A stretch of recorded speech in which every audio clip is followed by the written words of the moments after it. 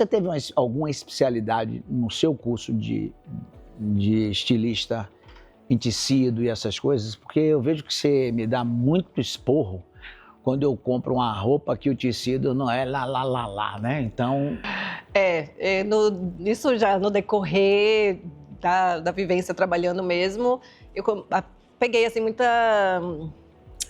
fiquei com toque, né? O toque. Você vê muitos tecidos na hora de criar a roupa. Então, você recebe todas as cartelas e vai sentindo, até que você pega e você vê o que é nobre e o que não é nobre, né? Então, o tipo de tecido. A alpaca é tipo uma lã muito gostosa, muito especial. Não foi só com ela, porque ela fazia só a alpaca, mas depois do decorrer eu peguei isso do toque. Quando você pega um poliéster, você passa a mão, dá uma gastura. Então, é por isso que eu acredito. E aí teve um momento de acabou o estágio, acabou o visto de estágio, de permanência como estudante, e você não conseguiu visto. Não consegui ficar por lá. A Silvia também interrompeu a marca, porque ela teve um problema pessoal, então ela interrompeu a marca. A marca era qual? Em Milão, Rosa Clandestino. Ela interrompeu a marca em Milão, foi aí que eu voltei para o Brasil. Muito triste, assim, muito desolé. Eu lembro, assim, quando minha mãe foi me buscar no aeroporto, eu com 7 malas empurrando o carrinho, aí ela chegou no aeroporto, aí eu só caí no abraço dela e comecei a chorar, assim, foi difícil voltar. Mas retomei e fiquei um tempinho em Salvador, fazendo publicidade, e aí... Foi? Salvador? Não, Salvador foi antes. Foi antes de sair da Milão. Depois de Neves. Depois de Honduras, vim para São Paulo. Verdade, vim para São Paulo porque não tinha, né? Fiz moda em Milão, vou para onde no Brasil? Tipo, mais perto disso era São Paulo. São Paulo. E aí vim para São Paulo e aí fui num bar encontrar eu não tinha amigos nenhum. Ninguém. Aí uma amiga em comum de Salvador falou: estou indo para São Paulo, vamos numa mercearia? Aí eu fui na mercearia e lá ela estava com uma galerona de São Paulo, incluindo Tete, que é uma das minhas melhores amigas hoje. Querida Tete. E aí na mesa estava a Genevieve, que tinha estudado na Marangoni e estava aqui em São Paulo trabalhando no Carlos Miele. E aí, papiando, né? Ai, Marangoni. Ela, manda seu currículo, tô procurando assistente de estilo. E aí fui para a entrevista, estava trabalhando como assistente de estilo, e nisso eu escutava o Carlos Miele com a Genevieve e toda a equipe falar sobre as estampas, eu quero uma estampa assim, e aí ninguém conseguia acertar as estampas. E aí no meu tempo livre, eu manjo muito de Photoshop, eu comecei a criar as estampas que eu ouvia que ele estava querendo. E aí, imprimi e coloquei tudo numa pasta. E a Genevieve viu, eu guardava, eu tava na minha, né? Tipo, vou ficar aqui dando uma de atrevida. Eu tava lá só praticando o meu Photoshop. E aí a Genevieve viu a pasta e falou: como assim? Você não me mostra isso antes? E aí me inseriu no mundo das estampas lá do Carlos Miele. Assim, eu lembro quando eu vi a passarela, ele desfilava no New York Fashion Week, eu acho. E aí eu fiquei muito, muito emocionada com isso, né? Ver minhas estampas ali. Pô, isso aqui tem uma lição do Carreira no Topo. Veja, eu não sabia também dessa passagem. Olha que legal. Você percebeu no seu entorno, você foi além do que você fazia, e a sua líder, que era uma líder, porque quando ela viu e ela ressaltou, ele deu esse destaque. Mas aí você estava bem feliz. Tava, Mara. Aí a Rosa Clandestino vem interferir no seu destino. Exato, como foi isso? Exato. Eu tava radiante aqui em São Paulo, né? Tipo, meu pai lá em Angola, eu aqui com o meu apartamento, meu carro, 1000 grupos. Solta na vida, né? Soltinha. Gente, tinha 1000 grupos. Tinha um grupo. Porque aí eu comecei outra faculdade aqui pra ter um diploma, né, universitário, porque o pai aqui fala o quê? Imagina, se você for presa, você não vai para uma cela sozinha, você tem que ter o diploma universitário brasileiro. Então lá fui eu fazer a faculdade brasileira para não ir para uma cela junto com a galera. O seu curso estava na Itália, não era aqui, você não era universitário. Eu digo, você faça, senão você vai ser presa e vai ficar na cela com todo mundo aí, ó, você sensibilizou ela. Lá fui eu. Então eu fazia a faculdade de noite, estudava de noite e trabalhava de dia. Então eu tinha 1000 grupos de amigos. Eu tinha o grupo da faculdade, tinha o grupo do trabalho, aí tinha o grupo da TET. Tava mara. Até que Silvia me ligou e falou, estou em Honduras. Estou colocando a unidade Fabril aqui em Honduras e quero que você venha tomar conta para mim. Bora? Ai, eu lembro que, assim, eu sou muito do sangue latino, né? Me fazia falta a música, o espanhol, tudo isso. Eu falei, Silvia, me dá um final de semana em Honduras para eu ver se eu vou gostar da galera, do lifestyle. E lá fui eu para Honduras um final de semana. Não, mas aí, Silvia, foi legal. Você vai passar, mas eu tenho que trazer onde eu entro nessa história. A Silvia, da Rosa Clandestina, mandou o business plan para mim. Foi. Para eu analisar, porque olha, é uma coisa segura, olha o business plan da empresa, aí na construção eu digo, vá. Pois é. Aí eu fui, né? Eu fui um final de semana para dar um check. Mas amei, né? Óbvio. Tipo, não tinha como. Já caí num grupo maravilhoso, com amigos incríveis. Um lugar maravilhoso, assim. Tem em Roatán. Lá foi eu, né? Pro lifestyle. Aí fui para Roatán, que é uma praia de lá paradisíaca, maravilhosa. Me encantei com todo mundo. E aí, um mês depois, que meu pai deu o aval aqui, lá fui eu para Honduras. Fui para Honduras e foi muito diferente. Esse final de semana foi muito lindo, né? Mas o dia a dia lá era muito perigoso. Eu lembro que para você, todo mundo que queria comprar alguma coisinha, todas as lojinhas, tabacaria e supermercado, tudo era no drive-thru.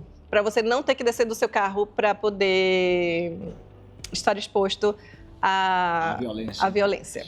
E todo mundo, todos os homens andam armados, com uma arma aqui no carro, todos. E aí fiquei um tempo com a Silvia e depois de um tempo já eu saí da Silvia. Peraí, mas tem um e-mail aqui, calma. Eu quero voltar um pouquinho.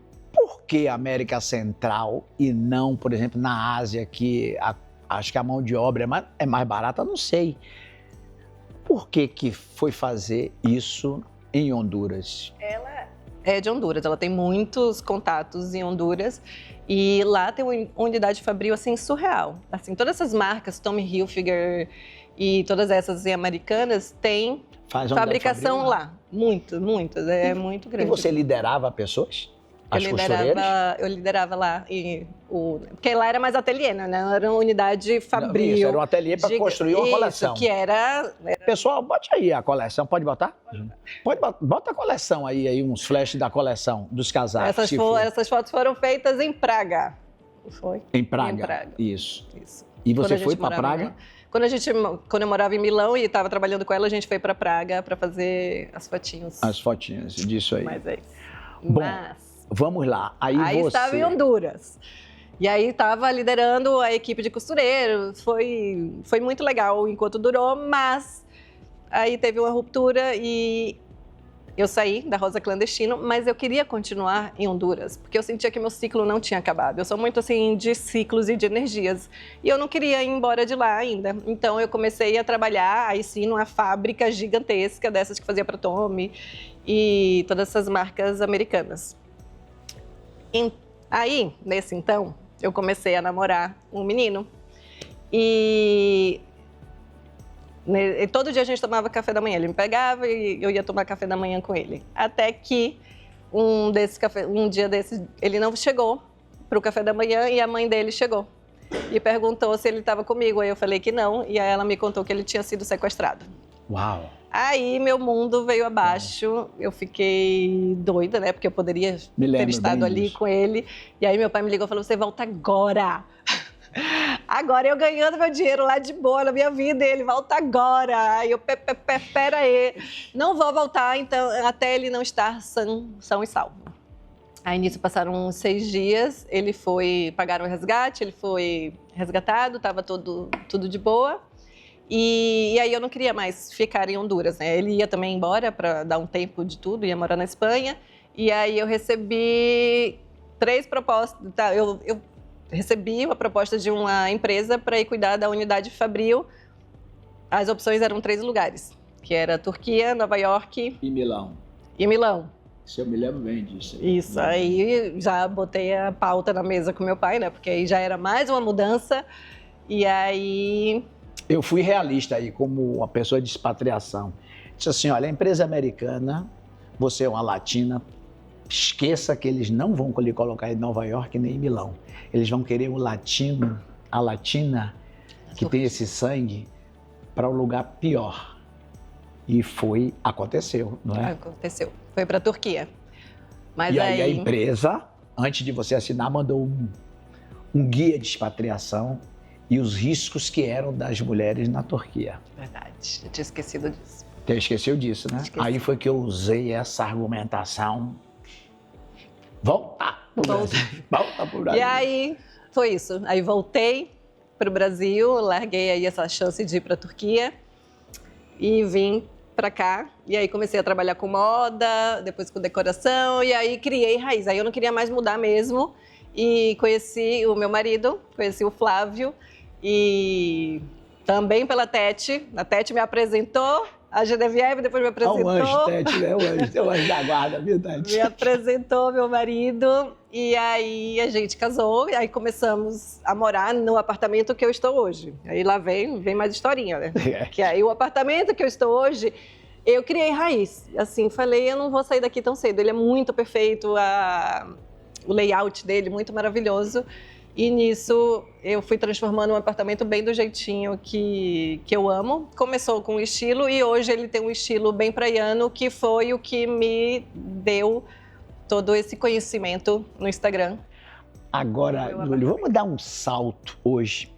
Você tem mais de 200 mil seguidores no Insta e você tem todo esse processo de criação de alguns conteúdos que você começou, que você faz, que você deve ter um que você mais gosta, sem gerar ciúme de nenhum cliente.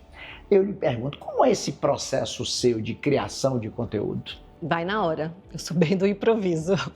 Eu coloco a câmera lá e faço muitos takes e depois junto tudo e começo a editar. Vou indo aos pouquinhos, é bem no improviso. Eu pego o briefing, você diz do cliente, né? Cliente. Do cliente e faço. Mas confesso que ultimamente tenho estado muito ocupada com a Bebezuca e agora estou mais na contratação de equipes maravilhosas para fazer meus vídeos e edição. A equipe que está aqui agora. Que está aqui agora, que é muito bacana. E diga uma coisa, nos seus clientes, hoje eu lancei recentemente um vídeo, Espaço para o Contraditório. Seus clientes deixam esse espaço para você questionar o briefing? Sim. Recentemente eu fiz para um cliente e o roteiro estava muito robotizado. Aí entreguei e depois que eu entreguei, eles até aprovaram, mas eu falei, gente, não tá a minha cara, vou refazer. E refiz tudo com o meu vocabulário, com as minhas palavras, com outras cenas e eles aprovaram. Mas também tem os que não aprovam, né? Teve outro cliente também que falou, tá muito robotizada a voz. Aí eu fui, refiz tudo, entreguei ele, não, vamos no robô. Aí tem que... Vamos no robô, quer dizer, vamos naquela que você não gostou. Na primeira versão que eu não gostei, né? Tipo, eu dou o meu máximo, mesmo. Mas quando a gente fala em robô, a gente pensa logo na IA. Não é Júlia, é IA que está fazendo, não, é ela mesmo, tá? E aí me diga uma coisa, você hoje é filha, esposa, mãe de 2 crianças maravilhosas, meus netos, e com suas atividades de empresária e criadora de conteúdo. Como é o equilíbrio de tantos pratinhos? Quebram vários, vários. Mas a gente vai fazendo as coisas por prioridade. O que tá para amanhã, aí a gente foca hoje. Então, vai indo assim. Júlia, é o seguinte, eu leio os seus comentários, que são muitos. Às vezes, quando eu tenho um tempinho, eu fico passando os comentários e vejo que você inspira muita gente. E você é de uma geração que só tem uma depois da de você, né? Que é a geração Z, que tem aí quase que uma interseção entre as idades. O que você poderia dizer para a geração mais nova que está buscando inspiração mesmo para construir uma carreira, construir o seu próprio destino, construir suas escolhas? O que você poderia deixar de mensagem para essa geração? E fazer o que gosta, né? Porque quando faz o que gosta, vai com prazer, sai leve, sai sai fluido. Então, procura sempre, e é tudo feito de ciclos, né? Não é que você vai escolher hoje ser isso que vai durar a vida inteira. Se sentiu que acabou o ciclo, a energia não está mais fluindo, parte para outra. A gente está chegando ao final do nosso papo. Você chegou no topo? É uma primeira pergunta. E a segunda pergunta, onde você quer chegar mais ainda? Cheguei no topo. Eu agradeço todos os dias a Deus pela vida que eu tenho. Acho que tendo saúde, a gente corre atrás de qualquer coisa. E tô no topo, assim, olho assim ao redor, tô realizada, tô com minha família, tô com a minha casa, tô criando conteúdo que eu amo.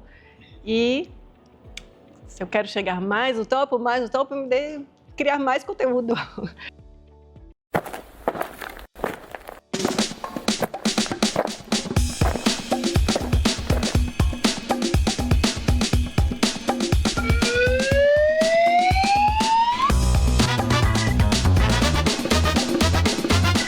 Na sua vida, na sua profissão, no seu contexto, qual é a sua cera? Vamos pelo primeiro. Criar o quê? Conteúdo. Quanto mais conteúdo que ajude as outras pessoas e possam inspirar, melhor. E o E de eliminar? Pessoas ruins ao seu lado. E reduzir?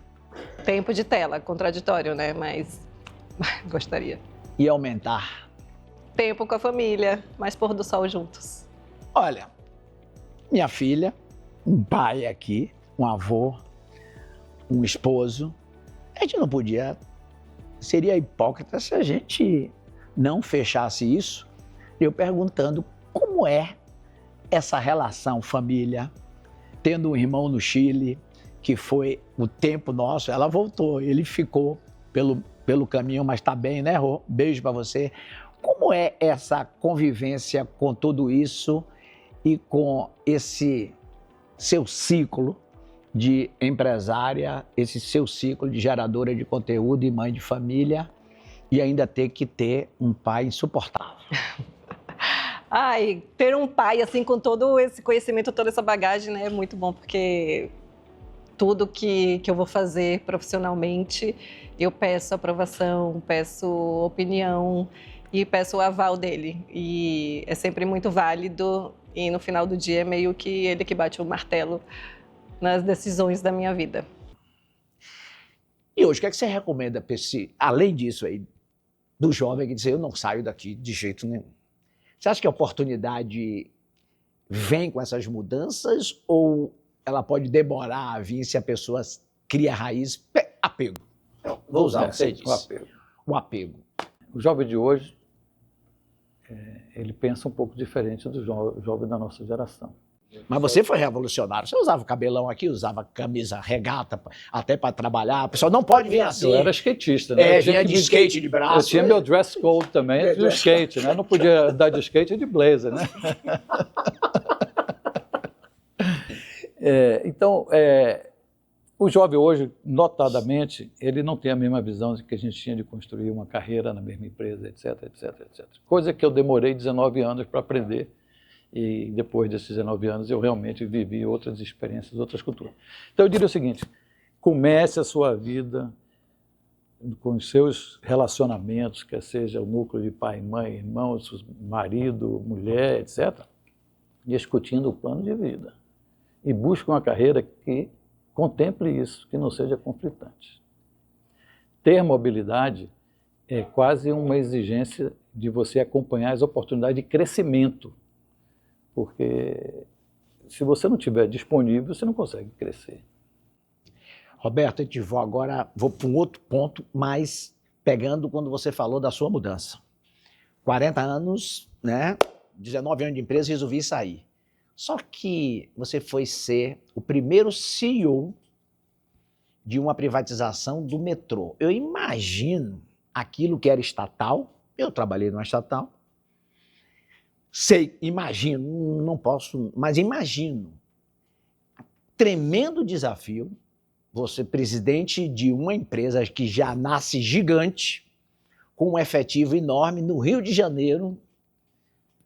Qual foi a sua estratégia inicial para você quebrar aquelas barreiras e de ser disruptivo. Você sempre foi disruptivo em todas as situações e ali tinha que ser mais ainda ou moderado, não sei. Eu queria que você... A gente nunca conversou sobre isso especificamente. Pegue desafio e eleve ao quadrado. Bom, primeiro, como você bem disse, foi a minha primeira experiência como presidente de uma empresa. Controlada por um fundo de investimento, que é diferente de você ter controle de uma família empresária com uma visão de longo prazo, etc. E nós tínhamos um sócio argentino. A interculturalidade aí também, né? Interferiu. E o preconceito que existe do Brasil em relação aos argentinos, que infelizmente existe. Então nós fomos suceder uma gestão pública com sócio, com a gestão privada, porém o nosso serviço continuava sendo um serviço público de natureza privada, mas um serviço público. Nós estávamos ali para servir a população do Rio de Janeiro. Então, a primeira consciência, a primeira mudança que a gente fez foi de cultura mesmo. Costuma se chamar no mercado de transporte de passageiros. E eu disse, logo que eu cheguei, disse, passageiro não me interessa. Nós não precisamos de passageiros, nós precisamos de clientes. Aquele cativo que todo dia usa os nossos serviços. E nós vamos atender esse cliente, não é só no transporte, não. Vamos atender esse cliente em todas as suas necessidades. Não só de locomoção, como de serviços. Nós temos um patrimônio aqui enorme, com estações gigantescas, e a gente não oferece nada aos nossos clientes adicional ao transporte. Então nós transformamos as estações em verdadeiros shopping centers. Uma disrupção, meu diretor comercial, era um administrador de fazendas, era um homem da vida rural. Eu trouxe ele para ser diretor comercial e mandei ele não falava inglês. Eu mandei ele para os Estados Unidos, para a Universidade da Disney, para entender como é que o mundo subterrâneo da Disney operava e como é que a Disney conseguia encantar os clientes. E como é que a gente podia trazer esse modelo para encantar os nossos clientes no Rio de Janeiro. Né? E o trabalho da multiculturalidade, de quebrar essas barreiras dos preconceitos, etc, etc. E também está muito próximo. Para você ter uma ideia, o ambiente sindical era muito agressivo. Ameaças de greve, que graças a Deus não tivemos nenhuma, tivemos várias ameaças. Sabe por quê? Eu chamei o presidente do sindicato dos metroviários, a minha sala tinha uma antessala, eu botei uma mesa para ele, chamei ele e disse assim, essa mesa aqui é sua, está à sua disposição. Se você quiser me acompanhar aqui na gestão da empresa e como que eu me relaciono com os seus sindicalizados, fique à vontade. Ele nunca usou. Ele nunca usou. Nunca usou. Nunca usou. Mas eu Mas coloquei, ele estava comprometido. Quer dizer, você ofereceu. E ainda mandei um recado muito direto. Eu disse, olha, não queira competir comigo, porque eu passo aqui, no mínimo, 12 horas dentro dessa empresa, lidando com o pessoal, meu pessoal. Com meus colaboradores. Você se reúne com ele em, sei lá, 15 minutos na saída. No máximo 15 minutos por na semana. Saída do serviço. No máximo 15 minutos por semana. Então, é covardia. Não queira competir. Você não vai se dar bem. Né? E depois não se esqueça nunca. Eu sou metroviário também. Eu sou metroviário. Né? E aí foi um processo de conquista, e graças a Deus não teve nenhuma greve. E vou lhe dizer, o ambiente, o Estado do Rio de Janeiro operava o metrô, na operação tinha 4.000 funcionários. Pelo contrato, a gente tinha o direito de escolher quem a gente queria. Eu não demiti ninguém, eu apenas escolhi 500. Os outros 3.500, problema do Estado. Problema do Estado. Né? Esses 500, eu contratei mais 500 no mercado.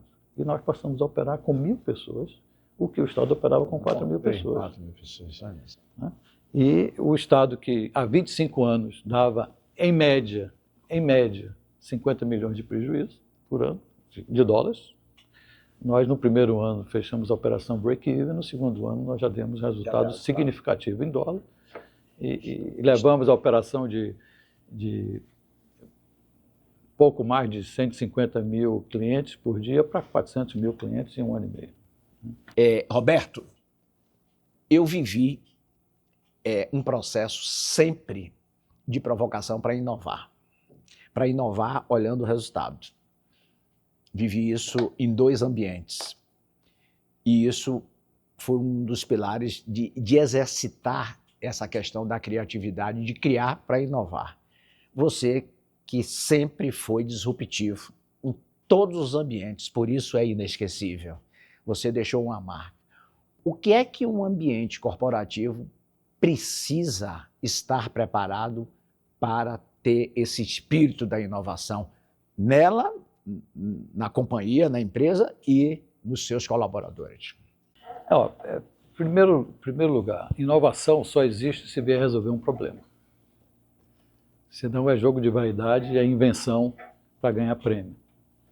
Então, primeira coisa, o ambiente tem que ser, a cultura da empresa tem que ser de entender a real necessidade do cliente, para você poder buscar as soluções de forma disruptiva. Senão você vai cair na mesmice, é o famoso oceano vermelho, você vai ficar disputando centavos e não vai ganhar dinheiro e vai fazer mais do mesmo. Se você quer buscar seu oceano azul, seja disruptivo, traga soluções que ninguém está vendo ou que surpreenda o cliente. Perfeito. Segundo, você não pode cobrar que uma pessoa seja inovadora se ela passa 8, 10 horas por dia trancada num cubículo, que muitas vezes não tem nem janela, na frente de uma tela de computador, sem ver o que está acontecendo no mundo. Ninguém consegue. Você tem que abrir os horizontes, abrir o mundo, literalmente, abrir os espaços, derrubar as paredes, estimular que as pessoas saiam, que girem, que olhem, e principalmente em outros setores, porque é ali que podem vir inspirações para você adaptar para o seu setor. Então, desenvolver relações, olhar o que está acontecendo no mundo, estar aberto para aprender, entender qual é a necessidade do cliente e ter coragem de usar. Isso é fundamental. Roberto, estamos chegando no grande momento, que é o momento da cera. Roberto falou aqui no Oceano Vermelho e Oceano Azul. Olha, o Oceano Azul, ele me provocou na minha primeira leitura sobre o Oceano Azul. E o cera nasceu da minha leitura do Oceano Azul. Inscreva-se no canal, vem a vinheta que ele vai falar qual é a cera dele.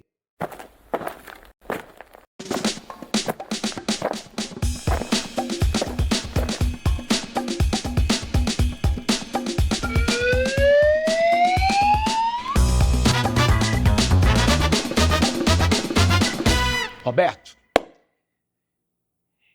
nós vimos aí que a cera é um acrônimo de criar, eliminar, reduzir e aumentar.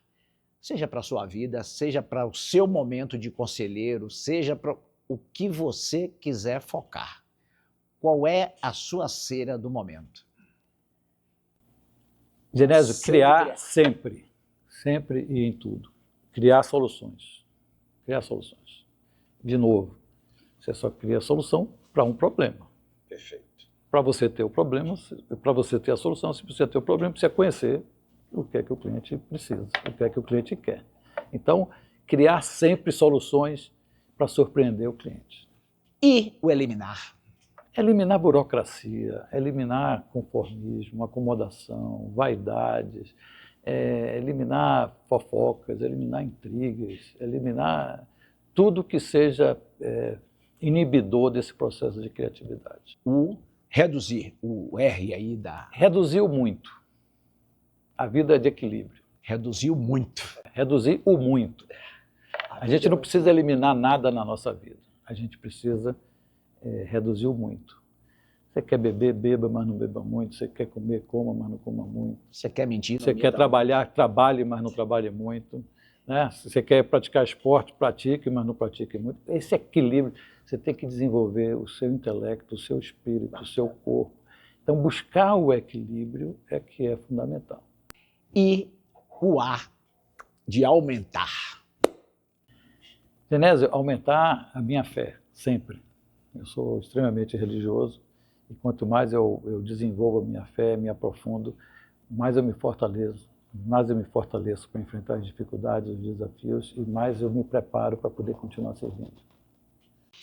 Nós estamos chegando ao final. Uma pena que a gente teria conversa, como a gente já teve até de sol a sol, né? Nas comemorações, entre risadas, falava de profissão, falava de tudo. Eu queria que você deixasse uma mensagem para aqueles que querem uma carreira no topo? Olha, quando eu fiz um curso de pós-graduação numa universidade americana, e minha turma como eu era o titio da turma, era o mais velho, talvez por isso eles me elegeram para fazer o pronunciamento final do curso. E a mensagem que eu dei para eles é que eu queria dar para os nossos ouvintes aqui do seu canal. Existe uma diferença muito grande entre sucesso e felicidade. As pessoas confundem muito. A gente não deve buscar o sucesso, a gente deve buscar a felicidade. Porque o sucesso está nos olhos de quem vê, está na escala de valores de quem está avaliando. Então, qualquer um pode se atrever a dizer que eu tenho sucesso ou que eu não tenho sucesso, que você tem sucesso ou você não tem sucesso. Pode, porque ele tá se baseando na escala de valores dele. Agora, ninguém tem o direito de dizer que eu sou feliz ou não sou, que você é feliz ou não é, porque são os nossos valores que importam. Então, a vida, a gente tem que ter uma busca permanente pela felicidade. O sucesso é uma consequência, porque se você consegue ser fiel aos seus valores, você é uma pessoa de sucesso.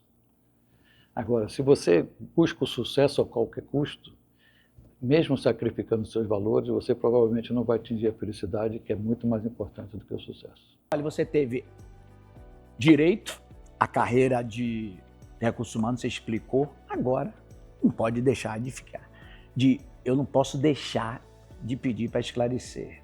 Pastor evangélico, como é que você caiu nessa trilha? Não é trilho, hein, gente? Trilha! Olha só a formação. Me conte aí. Muito bom. Como é que concilia tudo isso? Como chegou e como concilia tudo isso? Sem dúvida. Essa também era uma outra questão que, quando eu sempre tive a convicção de que eu queria ter alguma atividade ministerial na minha religião, né? E pensava muito nisso até como atividade principal, imaginava que isso seria minha atividade principal. E, paralelamente a essa vida religiosa, comecei a desenvolver uma carreira, mas confesso que em vários momentos tive essa reflexão. E teve um livro muito importante que um amigo me deu, de um pastor que já é falecido, mas era pastor numa igreja em Manhattan, e começou a desenvolver um trabalho muito importante de discutir a relação entre fé e trabalho.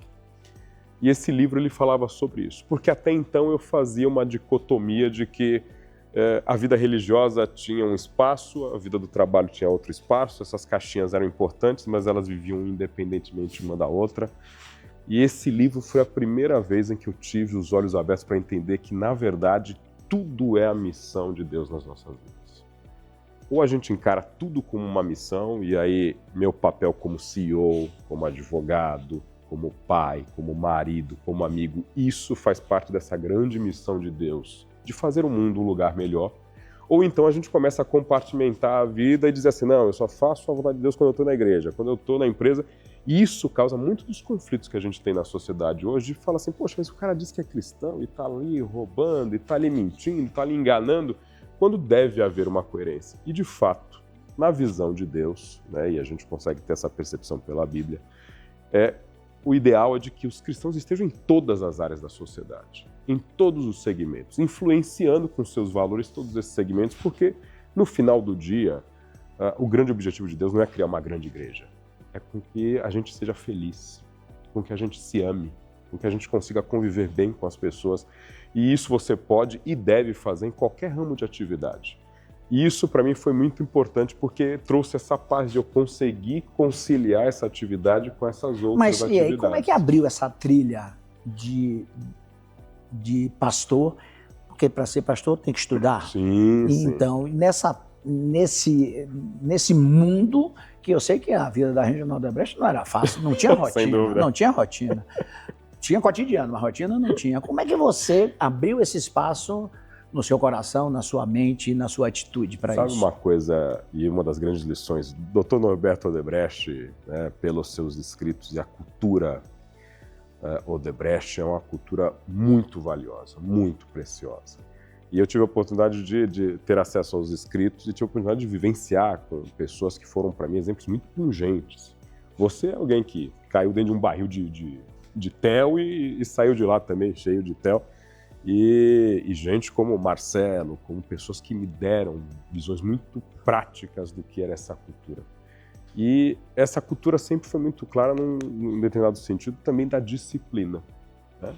E na vida a gente precisa entender isso. Se você consegue construir as coisas com disciplina, você consegue conciliar esses temas, né? E a disciplina para mim era conseguir conciliar essa carreira que era muito exigente, que me fez ser transferido, passar algumas noites em claro, viver sob pressão, em diferentes momentos, mas também saber que eu precisava, dentro dessa roda da vida, entender que a espiritualidade é um ponto importante. E eu sempre digo que todas as áreas da nossa vida são importantes. Em alguns momentos, até uma área pode exigir mais do que a outra. Às vezes a gente está num momento em que a carreira está exigindo muito, de repente você, uma mulher engravida, a vida familiar vai exigir bastante, ou talvez você passe por um momento de problema de saúde, a saúde vai exigir bastante. Mas a vida deve caminhar, uma roda da vida deve caminhar de forma saudável quando você consegue conciliar esses aspectos, né? E eu sempre tentei conciliar esses aspectos e, de certa forma, eu digo que a espiritualidade, inclusive, contribui.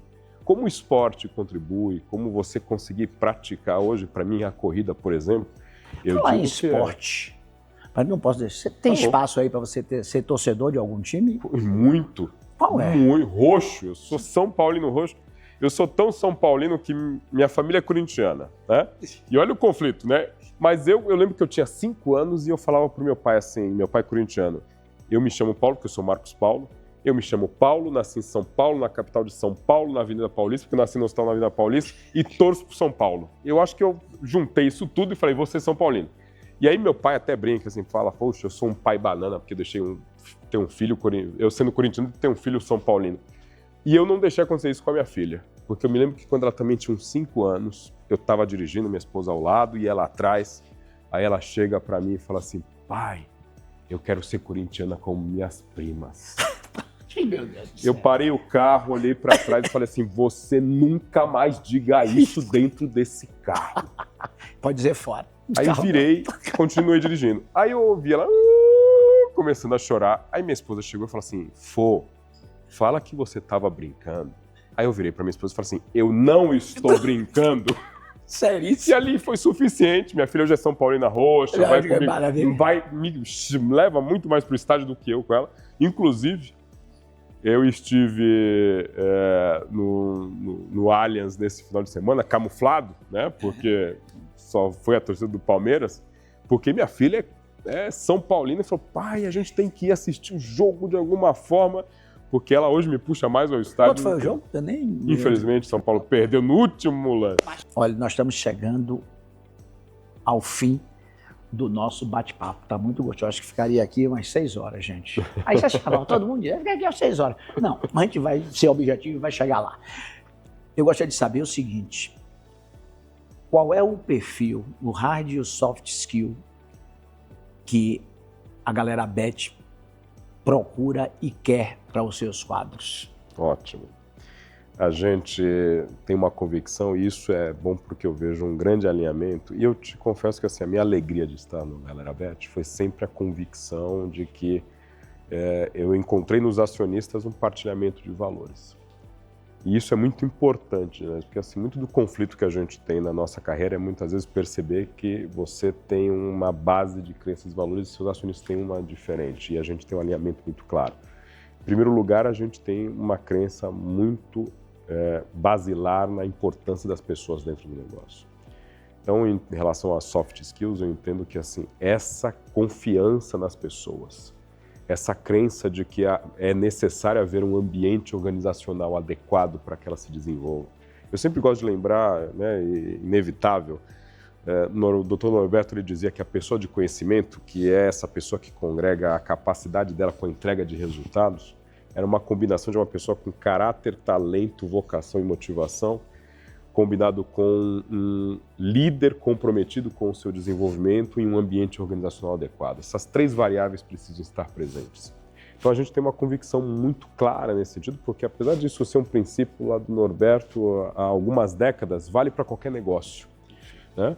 E a gente tem essa base. Em relação a hard skills, não dá para dissociar que a gente precisa ter um ambiente organizacional adequado, um líder comprometido, uma pessoa com caráter, mas a gente precisa entregar resultados, seja para os seus clientes, seja para os seus acionistas. A vida de um executivo, ela se constrói a partir disso. Não basta a gente ter o melhor modelo, as melhores ideias, os melhores ambientes, mas a gente precisa entregar resultados, porque isso também reforça as nossas convicções. Sabiá, eu criei aqui uma metáfora da cera, que é uma lata de cera, mas também não leve que é a cera que o jogador faz para acabar o jogo rapidamente. Não é essa cera.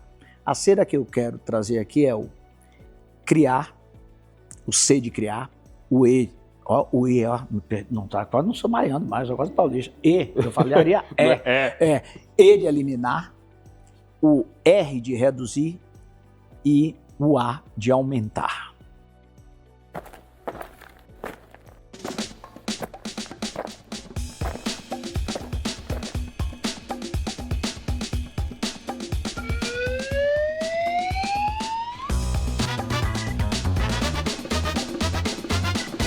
Para a sua vida pessoal, a sua vida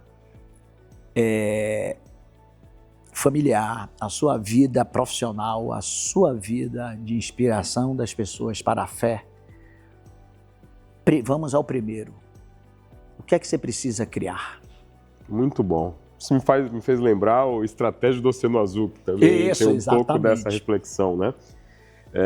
Sem dúvida nenhuma, eu entendo que a gente está sendo sempre instado a criar ambientes onde a criatividade possa se materializar em atividades práticas, né?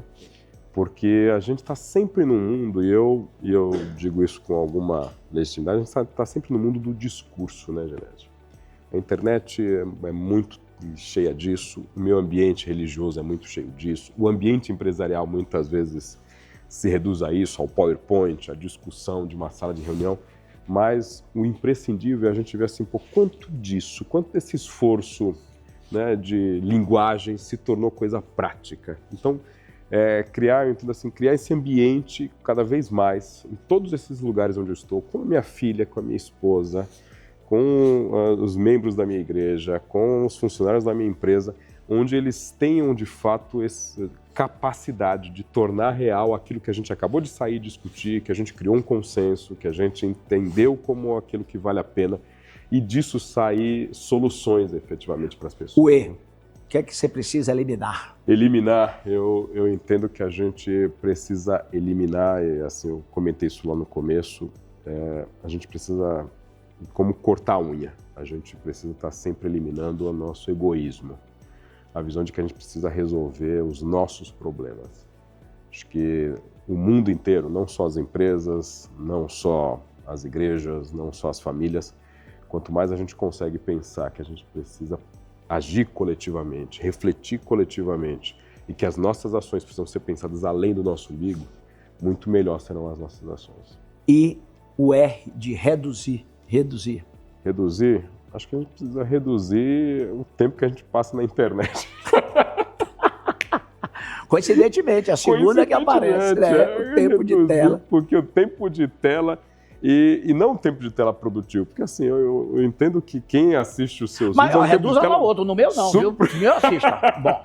Isso mesmo, que é um tempo super produtivo. O problema é aquela coisa que a gente...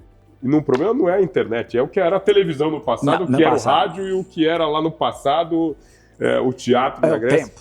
É o tempo. E para encerrar o A, o que é que nós precisamos aumentar? A gente precisa aumentar, eu vejo assim muitas coisas, mas assim de bate-pronto, eu diria que a gente precisa aumentar o nosso amor. Tudo na nossa vida a gente precisa fazer com amor. Tudo. Eu fico inspirado por você, porque eu vejo que assim, você não está fazendo isso simplesmente porque é uma questão profissional. Eu não estou fazendo as minhas coisas na vida por uma questão puramente profissional. Obrigado. É por amor. E quando a gente faz por amor, sempre sai algo que supera qualquer expectativa. Maravilha. Agora, a câmera, o microfone, o espaço é seu para você dar uma mensagem para os seus seguidores, para os seus liderados, para os seus amigos, para os meus seguidores e para quem se interessar pelo atalho do êxito. Muito bom. Eu agradeço, antes de tudo, esse tempo com você. É sempre maravilhoso a gente poder ter essa oportunidade de compartilhar um pouco da vida. E agradeço muito por essa oportunidade de dar esse espaço. E gostaria de deixar uma mensagem a você que eu acredito muito que existe um poema de Fernando Pessoa em que ele fala sobre a lua, em que a lua ela brilha no alto, cheia de luz e reflete-se no rio, na lagoa, na poça com a mesma intensidade, porque ela intensamente brilha em todos os instantes e em todos os lugares da mesma forma. Ele está dizendo isso em relação à integridade, que é a gente ser a mesma coisa em todos os lugares, ser completo, ser inteiro, ser todo, o tudo em cada coisa. Não fazer nada ao meio do caminho, não fazer nada simplesmente por obrigação. Carreira não pode ser isso, casamento não pode ser isso, vida familiar, amizade. Viva intensamente. Se você ainda se questiona sobre o espaço que você está querendo construir na sua carreira, decida-se por aquilo que você vai fazer por paixão, porque na vida a gente vai ter muitos obstáculos e a gente só consegue superá-los se a gente tem muito denodo, muita dedicação, e você só consegue se dedicar quando você faz com paixão, porque pode ser difícil, mas uma hora a gente passa e precisa de paixão na vida. Hoje a gente vê todas as áreas de atuação, dificuldade de pessoas, de gente. Seja qualificado ou não. Hoje nós estamos querendo gente que queira trabalhar. A gente tem essa dificuldade. E aí, pessoa qualificada. E você está numa área que precisa muito da tecnologia. O que é que você está enfrentando? Se está enfrentando também essa dificuldade e se tem um turnover realmente que se fala que a área de tecnologia muda muito. Eu vou falar, a minha realidade hoje eu não tenho um turnover alto, porque eu estou em um centro que eu tenho poucas concorrências, tá? Isso.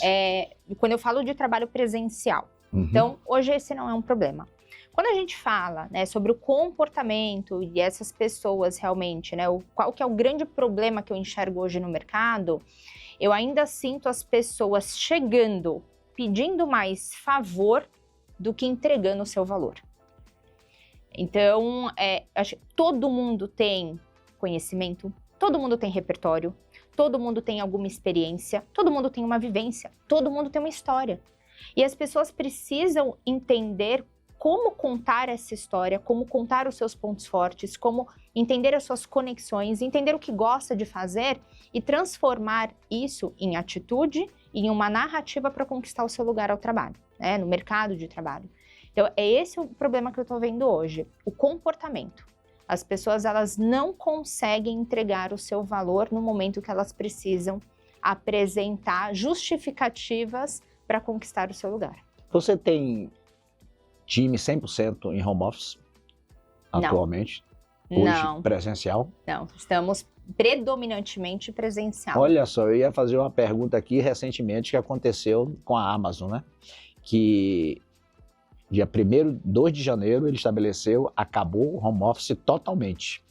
E a Amazon, que sempre está na frente, na vanguarda de gestão, assim como foi a IBM também fez. E aí eu ia lhe perguntar se isso iria prejudicar um pouco, mas você já matou minha pergunta aí, porque você já está. Isso foi natural ou foi um planejamento para ser presencial, 100% presencial? Não, nós estamos num híbrido, tá? Mas eu falo, o planejamento para mim, ele é sobre você olhar a necessidade do seu negócio. Na minha visão, áreas ou empresas que estão com processos mais maduros, que você pode simplesmente, faça essa atividade, né? Essa pessoa ela pode fazer essa atividade na casa dela ou num trabalho presencial. Mas uma empresa que está ainda numa curva, né? Um desenvolvimento de um produto, o desenvolvimento de um projeto. A palavra para mim é assim, você está desenvolvendo algo, você está testando algo, você precisa dessa velocidade em cima dos dados que você está testando, em cima das ideias que você está recebendo, em cima do que você está escopando. Tudo isso que você precisa de um pouco mais de agilidade, diversidade, né, a multidisciplinariedade, né, times diversos envolvidos na construção daquele projeto. Para mim não faz sentido o home office. Porque o home office você precisa literalmente bater na porta da pessoa, agendar uma reunião, você não sabe, né, como que ela está, se ela está em outra reunião, se ela está disponível, não está disponível. No presencial, você literalmente coloca todo mundo numa sala e você conversa, você cocria. A velocidade da interação presencial é infinitamente maior, melhor, mais produtiva do que no home office.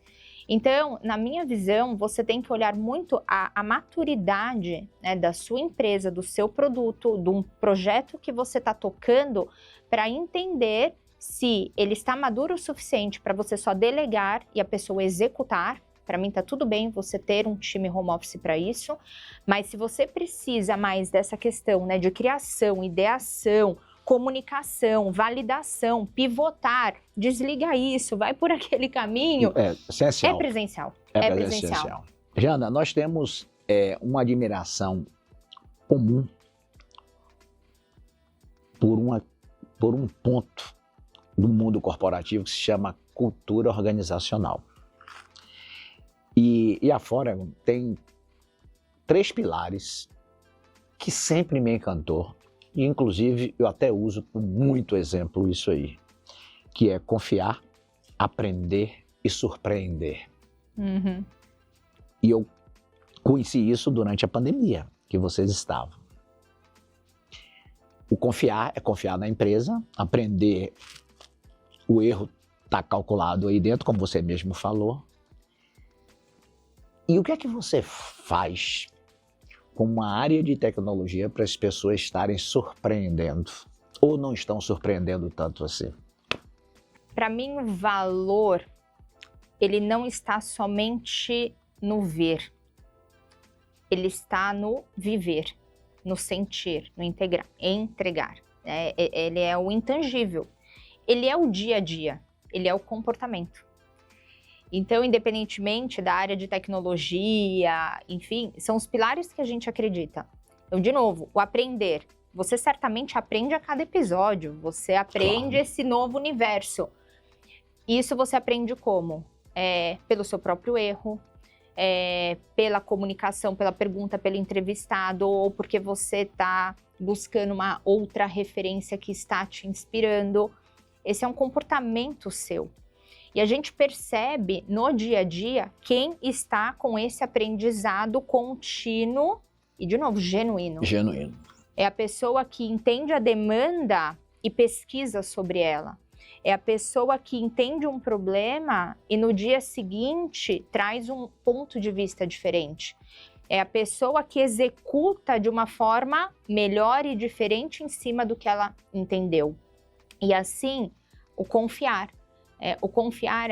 Eu confio que ele está dando melhor, né? Eu confio no direcionamento que eu estou recebendo da minha liderança, eu confio no produto que eu estou construindo, eu confio no projeto que eu estou participando. Você percebe de novo, essa sinergia das pessoas que realmente estão afim, das pessoas que realmente estão envolvidas com o trabalho que elas estão inseridas. E isso, ele vai desaguar no surpreender. Porque aí a gente começa a ter essa diferença comportamental, né, dos perfis mais medianos e dos perfis que realmente surpreendem. Então, quando nós vamos para o ciclo de avaliação de pessoas, que acontece a cada 4 meses dentro da empresa, a gente enxerga aquele potencial, né, o eixo.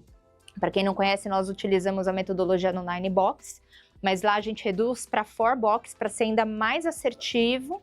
Então eu tenho o eixo do potencial, que é como eu enxergo aquele comportamento em cima de desafios, de respostas, né, de alinhamento cultural, e o desempenho, que é como de fato está essa entrega tangível. Então fica muito claro, né, quem surpreende constantemente e quem entrega o que, assim, a caixinha, né? E quem entrega, inclusive, abaixo. E a partir dali, nós conseguimos tomar decisões muito acertadas, né, do ponto de vista de promoção, recompensas, ascensão profissional, e as pessoas que não estão aderentes ali, a gente precisa tomar realmente uma outra decisão. Jana, eu acho que a gente teria aqui uns 3 dias de conversa assim, ó, tranquilamente e de papo. Mas hoje, agora, eu tenho que interromper aqui para 2 coisinhas. Primeiro, se inscreva no canal Carreira no Topo. Ó, tá com dicas aí bem bacana, tenho recebido muitos feedbacks, inclusive sugestão de novos episódios. E agora nós vamos pedir a vinheta da cera. Vamos ver qual é a cera de Jana.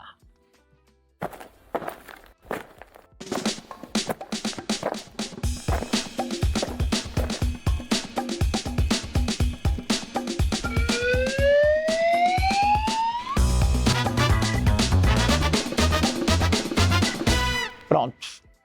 Então, comece o seguinte, a cera, todo mundo já sabe, que é o criar. Seja para a sua vida, seja para a sua carreira, seja que o universo lhe influenciar agora. O que é que você quer criar? Novos olhares.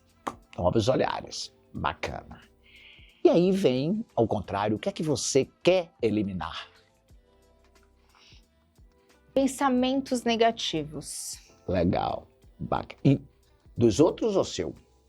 Meu, muitas Bacana. vezes a gente se pega pensando coisas, assim, eu quero a minha mente positiva, né? Perfeito. O R de reduzir, o que é que você precisa reduzir? Peso? Tô brincando. Mas você deixou de jogar tênis, nunca mais vi você jogando tênis, é por isso, volta pro tênis, tá vendo? Bota ela pra jogar tênis. A gente precisava brincar um pouco. Opa, é ótimo, esse é um papo ótimo. Eu não podia dizer, de jeito nenhum, eu não, tá certo? E agora vamos para, foi o reduzir, né? Agora vamos pro ar de o que é que precisa aumentar. Ai, sempre o tempo com os meus filhos. Ai, Estão que crescendo, legal. O tempo passa rápido. Então, sempre aumentar esse tempo com eles é importante. Agora, olhe bem, você... Eu tinha muitas outras perguntas para fazer, porque, meu Deus, essa profissional, essa pessoa maravilhosa, já entrevistou mais de 1000 pessoas, mas vai ficar para um outro momento, quem sabe, parte 2. Mais de 1000 pessoas... dicas maravilhosas que ela tem para quem está no mercado e quem busca se posicionar. Então, em cima disso, a câmera é sua, tudo aqui é seu. A sua mensagem de despedida e também a sua mensagem para ficar na mente das pessoas. E inspirar, porque você é inspiradora. Bom, minha mensagem é, recentemente eu escutei uma expressão e eu guardei ela no meu coração. Muitas pessoas hoje têm se posicionado como carreira do coração e não carreira de formação. O que eu tenho visto no mercado de tecnologia? As profissões novas que estão nascendo, não necessariamente elas estão dentro de uma faculdade, elas estão dentro de novas demandas do mercado. E muitos profissionais estão trilhando as suas carreiras em cima dessas novas oportunidades, né, dessas novas demandas, dessas novas necessidades. Isso é o que tem chegado cada vez mais como a carreira do coração. É aquela que a pessoa aprende, se desenvolve, estuda, em cima do job, on the job mesmo, né? O trabalho prático. Então, a minha dica, que orientação é, descubra a sua carreira do coração, independentemente dela ser de formação ou não. Quando você descobre essa carreira do coração, não tenho dúvidas de que você cresce aí, vai ter com certeza muito êxito profissional. E os pedidos emergenciais não aparecem, porque tem uma regra de produção. Aí a pessoa não chega assim, eu preciso amanhã, me ajude, pelo amor de Deus. Já teve várias vezes que meu final de semana, volto e faço. Mas existe emergencial e emergencial, que que a gente até estava falando da nossa geração, né? A gente também aprendeu a respeitar um pouco mais o nosso equilíbrio de vida. Perfeito. No começo, não. No começo, a gente já virou muita noite de ver o sol nascendo. Eu acho que a gente aprender o emergencial, a gente aprender também, por exemplo, a gente tem 2 famílias. A gente tem a nossa família clientes e a gente tem a nossa família do pessoal que trabalha com a gente, nosso time. Não adianta, elas são mães, elas têm outras profissões, cuidam de casa, vão pro centro, então elas também têm vida. Eu não posso puxar esse meu time até meia-noite e achar que 6, 5 horas da manhã eles vão estar bem no dia seguinte, eles não vão estar. É o que eu falo que a geração Então, de vocês espera muito da gente. o nosso time... Olha, nós estamos aqui a ponta das gerações. como Nós assim, não ganhamos. Baby boomers e geração Z. Olha Coisa só. que me incomoda muito, que eu fiquei sabendo, né? Eu realmente nunca trabalhei no mercado corporativo, mas várias empresas, o VR da noite é mais alto, né? É tipo, vou te dar uma comidinha e você não fica cansado amanhã. Eu vou estar cansada amanhã. Não, e aí espera que chegue sorrindo. Não, tem que aprender a ter equilíbrio de vida também. Você tem que entender que você tem um limite que você pode puxar o seu colaborador. Para ele poder realmente produzir no dia seguinte da maneira que você espere. E também não fica esperando que ele vai bater ponto, vai ficar das 8 às 5. Se ele entregar em 3 horas, por que você não dá um tempo livre para ele? É porque ele tem que entregar rápido. Ó, só às 8 às 5. E vocês hoje, a Sweet Six tem um corpo, um quadro de efetivo, de colaboradores, de funcionários, de quantas pessoas hoje? Então, a gente tem 7 funcionários todos os dias, os 7 meninos do nosso time. São 6 meninas e um menino. Desesperado ele com a gente. E a gente tem um time de... Volta de uns 5 entre motoboys e motoristas que ficam com a gente todas as semanas. que circula, que varia. É o seguinte, eu sempre digo que cultura se revela. Ninguém inventa uma cultura. E a Sweet Sister tem alguma sombra, um sol que traz essa cultura para as pessoas que estão com vocês, começando de vocês duas? Eu acho que a cultura, não adianta você ficar escrevendo no quadro. Você tem que mostrar efetivamente. Pelo exemplo. Então, a gente sempre, por exemplo, uma cultura muito forte que a gente tem, que até a Disney tem, por exemplo, é que segurança em primeiro lugar. Então, a nossa segurança alimentar vem antes, inclusive, da qualidade. Porque eu preciso cuidar do nosso cliente, eu preciso primeiro cuidar da segurança alimentar dele, depois a gente cuida da qualidade do produto que a gente faz, e depois, então, vai indo. Então, a gente sempre transmite muito conversando com o nosso time. A maioria deles já está há muito tempo com a gente. O turnover em cozinha é muito rápido. Às vezes chega a ser 3, 6 meses. A nossa funcionária mais nova entrou um pouco antes do Natal, mas antes dela eles tinham quase 2 anos com a gente.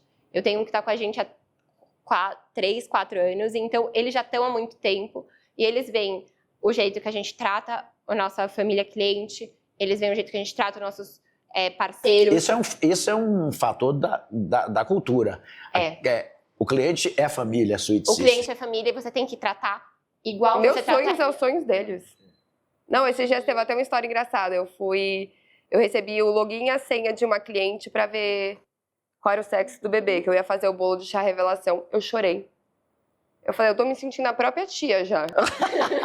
E é isso, porque eu vivo muito os sonhos deles. Então a gente consegue fazer a diferença por exatamente entender qual é a necessidade daquela pessoa. E é isso, né? A gente foi criada na cultura de, como eu já tinha dito antes, que a gente veio no mundo para servir, não ser servido.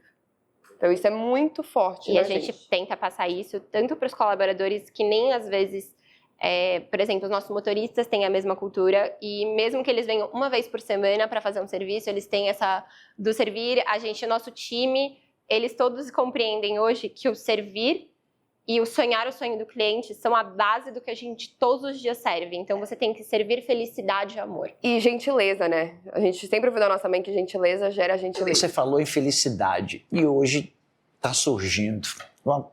Eu vi isso de um grande amigo meu que trouxe o termo felicidade sustentável. O que é que vocês... Não é uma coisa difundida ainda e não está.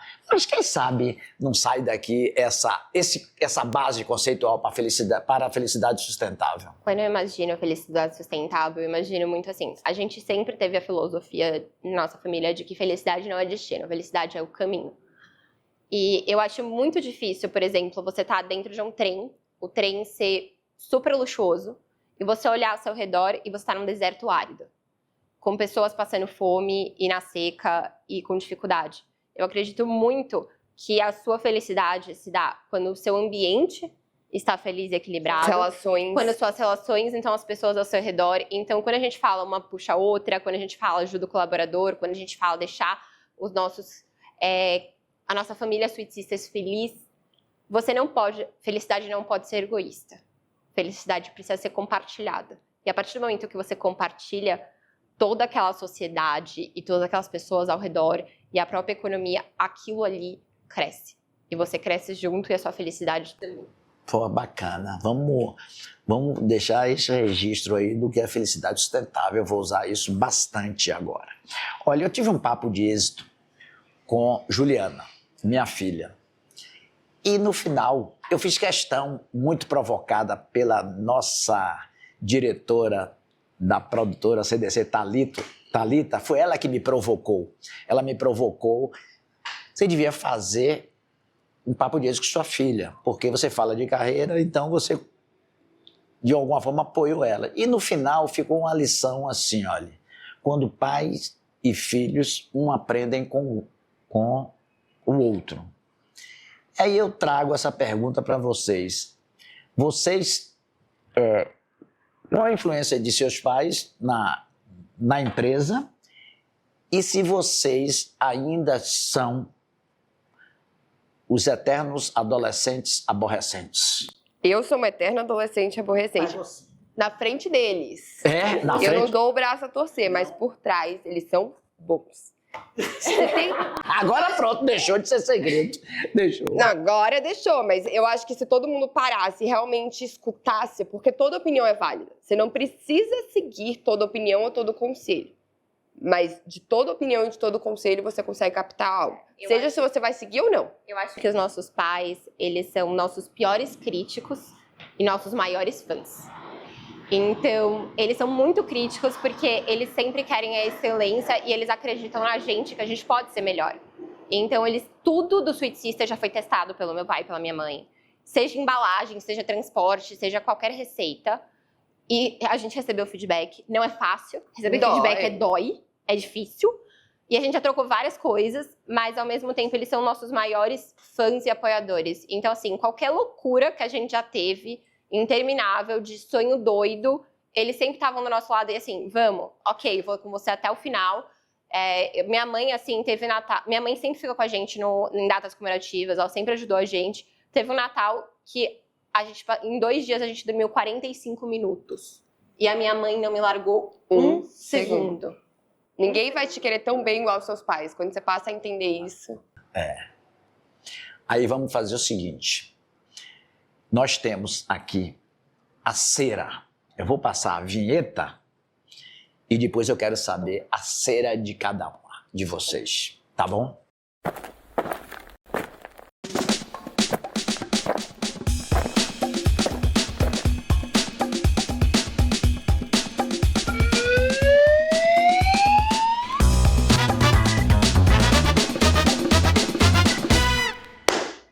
Vamos começar por quem? A cera, você, olha, cera, sabe? Você lembra que, o C de criar. O que é que você... Olha, Gabi, pode ser para a vida pessoal, para profissional de vocês, para o que você quiser. Agora eu só quero que você enquadre. Tá, eu quero uma sweet family para chamar de minha.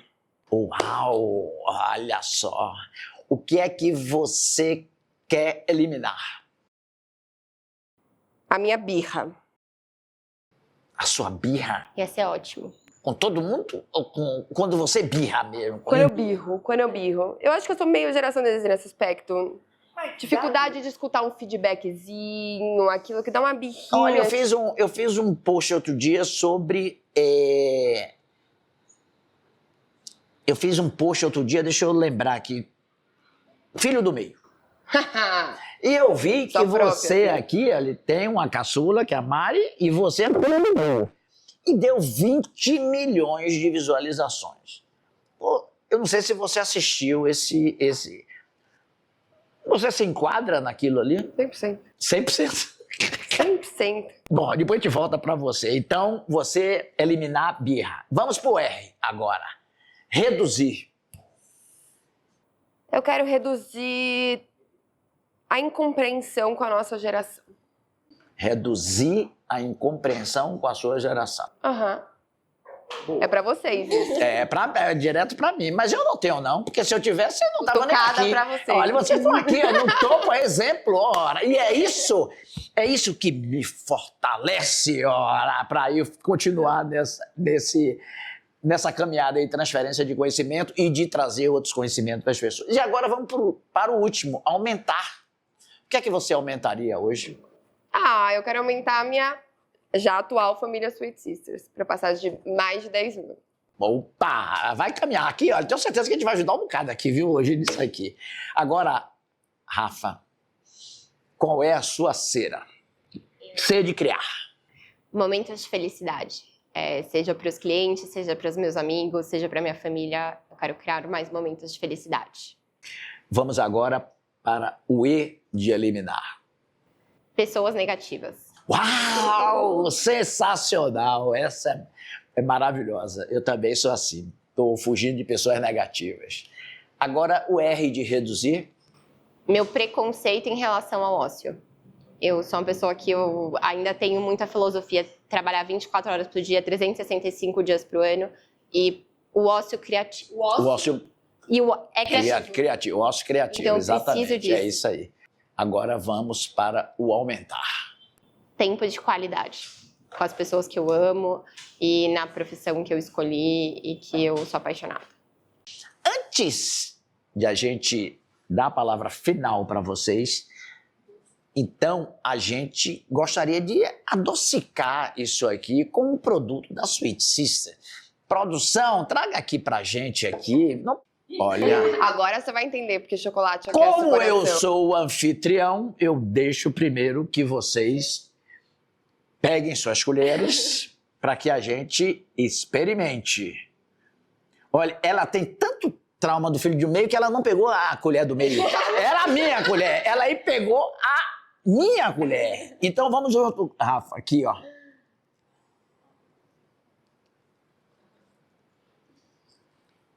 Gente, eu sou dessa família da felicidade e da doçura. Agora o microfone tá. O microfone e as câmeras, tudo de vocês. Dê a mensagem que você quiser para a família, Sweet Sister, e para os exemplos dos mais velhos, dos mais novos e dos que ainda estão buscando essa carreira aqui. É que eu acho que o principal é assim, não desistam. Sejam resilientes em entender que não é fácil. Tenham garra. Sejam resilientes. A gente, inclusive, tem tatuado. Não, eu não sabia! Olha, eu não vi! Tenham garra. Você tem que ter muita garra para ir atrás do que você quer. E sonhe sempre, não desista dos seus sonhos, porque se você tiver garra, se você tiver resiliência e se você acreditar em você mesmo, acima de tudo, é muito difícil. Tem dias que você chora, tem dias que você Você não sofre. vai amar seu trabalho todo dia, você não vai amar todo mundo todos os dias, você não vai. Mas todo dia tem algum motivo, faça daquele dia algum motivo para você amar o que você está fazendo. E comece. A gente às vezes precisa de 5 segundos de coragem, mas são 5 segundos de coragem que um dia vão te levar pro topo.